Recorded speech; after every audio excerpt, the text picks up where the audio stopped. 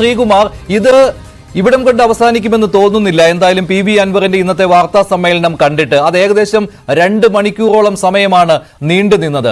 അൻവർ അന്ന് പറഞ്ഞു തുടങ്ങിയ കാര്യങ്ങൾ, അതിൽ മുഖ്യമന്ത്രിയിൽ നിന്ന് ഒരു തീരുമാനം കിട്ടിയില്ല, അനുകൂല തീരുമാനം കിട്ടിയില്ല, അത് പാർട്ടിയിൽ നിന്നും കിട്ടിയില്ല എന്ന് പറയുമ്പോൾ അൻവർ അത് കൊണ്ടുചെന്ന് എത്തിക്കുന്നത് മുഖ്യമന്ത്രി ചതിയനാണ് എന്നുള്ള കാര്യത്തിൽ കൂടിയാണ്. അപ്പോൾ എന്താണ് CPM-ൽ സംഭവിക്കുന്നത്, എന്താണ് മുന്നണിയിൽ സംഭവിക്കുന്നത്? ഗുരുതരമായ കാര്യമാണല്ലോ ഇതെല്ലാം.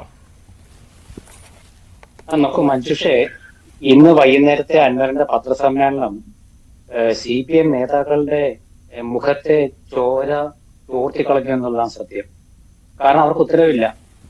ഈ വിജയരാഘവൻ അല്പം മുമ്പ് വാർത്താലേഖകരെ കണ്ടപ്പോഴേ അദ്ദേഹത്തിന് ഈ അനുശോചന സന്ദേശം പറയുന്നത് പോലെ പറയേണ്ടി വന്ന എന്തുകൊണ്ടാണ്?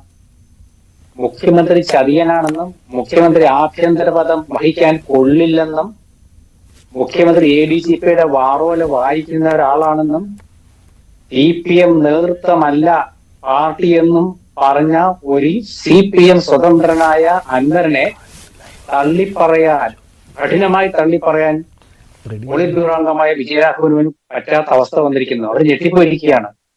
ഒരുപക്ഷെ നാളെയും മറ്റന്നാളൊക്കെ ഈ ഞെട്ടലിൽ നിന്ന് അവർ മോചിതരായി വരുമ്പോഴേക്കും നിലമ്പൂരിലും അതുപോലെ CPM-ന്റെ പ്രാദേശിക തലത്തിലുള്ള പ്രവർത്തകർക്കിടയിലും ഒരുപാട് മനംമാറ്റം ഉണ്ടാകാനുള്ള സാധ്യതയുണ്ട്. 2-3 കാര്യങ്ങൾ ഇന്ന് അൻവർ 2 മണിക്കൂർ കൊണ്ട് നേടിയെടുത്തു. 1, താൻ ഇനി CPM-ലേക്ക് ഇല്ല. 2, താൻ ഇടതുമുന്നണി ഗവൺമെന്റിന്റെ ഭാഗമല്ല. 3, താനൊരു പൊതുസമ്മേളനം നടത്തി കാര്യങ്ങൾ ജനങ്ങളോട് പറയും. ഈ പൊതുസമ്മേളനം നടത്തുന്നത് പലതിന്റെയും സൂചനയാണ് നമ്മുടെ കേരള രാഷ്ട്രീയത്തില്. ഏതെങ്കിലും നേതാക്കൾക്ക് അവർ നിന്നിടത്ത് നിന്ന് പോകണമെന്നുണ്ടെങ്കിൽ ആദ്യം വിളിക്കുന്ന പൊതുസമ്മേളനമാണ്, ജനങ്ങളോട് പറയുക എന്നുള്ളതാണ്. പിന്നീട് ഇങ്ങനെ പല കൊച്ചു കൊച്ചു പണികളൊക്കെ ഇടും. അതിനിടയ്ക്ക് അൻവർ ഇന്ന് വളരെ സുപ്രധാനമായ ഒരു കാര്യം കൂടെ പറഞ്ഞു. കോൺഗ്രസുമായിട്ട് തനിക്കുള്ള ബന്ധത്തെക്കുറിച്ച്, നെഹ്റു കുടുംബത്തെക്കുറിച്ച്, രാജീവ് ഗാന്ധിയുടെ വരവിനെ കുറിച്ച്, തന്റെ ഉപ്പയുടെ കാറിലേക്ക് രാജീവ് ഗാന്ധി കയറിയ കഥ വികാര നിർഭരമായിട്ട് അദ്ദേഹം അവതരിപ്പിച്ചു. ഡ്രൈവറായ സതീശന് രാജീവ് ഗാന്ധി കൊല്ലപ്പെട്ടപ്പോൾ ഉണ്ടായിരുന്ന മാനസികാവസ്ഥയെക്കുറിച്ചും ചികിത്സയെക്കുറിച്ചും പറഞ്ഞു. രാഹുൽ ഗാന്ധിയുടെ പൊളിറ്റിക്കൽ DNA കുറിച്ചാണ് ഞാൻ പറഞ്ഞത്, വ്യക്തിപരമായ ആക്ഷേപമല്ലെന്ന് വിശദീകരിച്ചു. അങ്ങനെ കോൺഗ്രസ് പ്രവർത്തകർക്ക് എന്തെങ്കിലും ഇദ്ദേഹത്തെക്കുറിച്ച് തെറ്റിദ്ധാരണയുണ്ടെങ്കിൽ അതൊക്കെ നീങ്ങിക്കോട്ടെ എന്നുള്ളൊരു സൂചന കൊടുക്കുന്നു.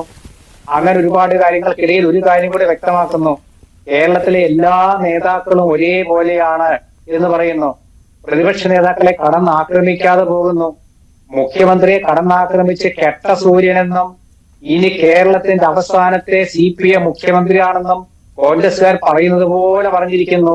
അങ്ങനെയാണെങ്കിൽ ഒരു മുന്നണി മാറ്റമാണോ അൻവർ ലക്ഷ്യമിടുന്നത്? താങ്കൾ പറഞ്ഞു വരുന്നത് അതാണല്ലോ. പക്ഷേ ഈ ആരോപണങ്ങളുടെ തുടക്കത്തിൽ അങ്ങനെ ഒരു ലക്ഷ്യം അൻവറിന് ഉണ്ടായിരുന്നുവെന്ന് തോന്നുന്നില്ല. അവിടെ ADGP MR അജിത് കുമാറിനും മുഖ്യമന്ത്രിയുടെ പൊളിറ്റിക്കൽ സെക്രട്ടറി P ശശിക്കും എതിരെ ആരോപണങ്ങളുടെ കുന്തമുന നീട്ടിയിരുന്ന PV അൻവർ ഇപ്പോഴാണ് നേരിട്ട് മുഖ്യമന്ത്രിയെ ആക്രമിക്കാൻ തുടങ്ങിയത്.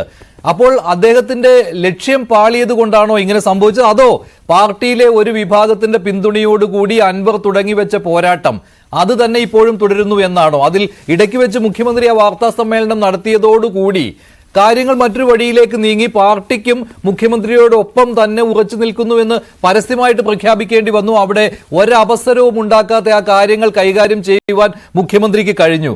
അതോടെ അൻവർ വീണ്ടും ഡിഫൻസീവിലാവുകയും അടുത്ത തന്ത്രം അദ്ദേഹം ആവിഷ്കരിക്കുകയും ചെയ്യുന്നു എന്നാണോ? ഇനി അപ്പോൾ LDF പാളയം വിടുന്നു എന്ന് പറയാതെ പറയുന്നു ഇന്ന് അദ്ദേഹം. പാർലമെന്ററി പാർട്ടി യോഗത്തിൽ പങ്കെടുക്കില്ല എന്ന് പറയുമ്പോൾ LDF-ഉമായി സഹകരണമില്ല എന്ന് തന്നെയാണല്ലോ. അല്ല, അദ്ദേഹം LDF വിട്ടല്ലോ, സംശയമില്ല. ഈ 2 മണിക്കൂറിലത്തെ പത്രസമ്മേളനത്തിൽ നിന്ന് മനസ്സിലായ അദ്ദേഹം LDF വിട്ടു. കാരണം പാർലമെന്ററി പാർട്ടി യോഗത്തിൽ പങ്കെടുക്കുന്നില്ലെന്ന് മാത്രമല്ല, പാർട്ടി എന്ന നേതാക്കളെല്ലാം പ്രവർത്തകരാണെന്നൊക്കെ പറഞ്ഞ് മുഖ്യമന്ത്രിയെ തള്ളി പറഞ്ഞതോടുകൂടി കഴിഞ്ഞില്ലേ?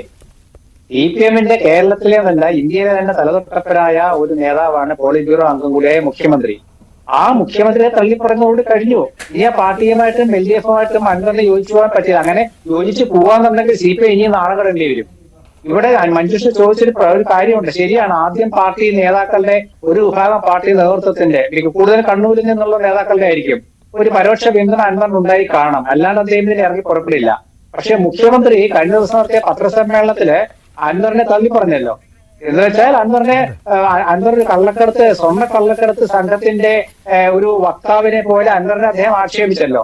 ഏതായാലും അതുകൊണ്ട് അങ്ങനെ ഒരു പിന്തുണ മുഖ്യമന്ത്രി അൻവറിനുണ്ടോ പാർട്ടിയിലെ ഒരു വിഭാഗത്തിന്റെ എന്നുള്ളതിൽ അതിലൊരു സ്ഥിരീകരണം എന്തായാലും വന്നിട്ടില്ല. പക്ഷേ എന്തായാലും പാർട്ടി മുഖ്യമന്ത്രിക്കൊപ്പം തന്നെയാണ്, അതിൽ ഒരു സംശയവുമില്ല. കഴിഞ്ഞ പാർട്ടി സെക്രട്ടേറിയറ്റിൽ തന്നെ ആ കാര്യങ്ങൾ വ്യക്തമാണല്ലോ. അതിനുശേഷം എം വി ഗോവിന്ദൻ മാധ്യമങ്ങളോട് കാര്യങ്ങൾ വിശദീകരിച്ചപ്പോൾ തന്നെ. ഇപ്പോൾ ശ്രീ കെ അനിൽകുമാർ കൂടി ചേരുകയാണ്. അനിൽകുമാർ, പക്ഷേ ഇവിടെ